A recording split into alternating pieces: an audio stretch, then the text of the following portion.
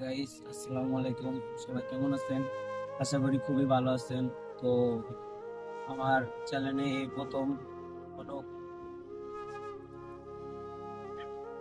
সব সময় Islamic video এবং গজল ছাড়ার চেষ্টা করব বা আপনাদের উৎসাহ দিব। চ্যানেলটা সবাই সাবস্ক্রাইব, লাইক, কমেন্ট যদি আপনারা সাপোর্ট করেন তো সামনে ভালো কিছু করতে পারবো। যদি আপনারা চান বহুত কিছুই আশা করা যায়, তো আপনারা পাশে থাকেন। তো চেষ্টা করব আপনাদের নতুন কিছু দেওয়ার জন্য।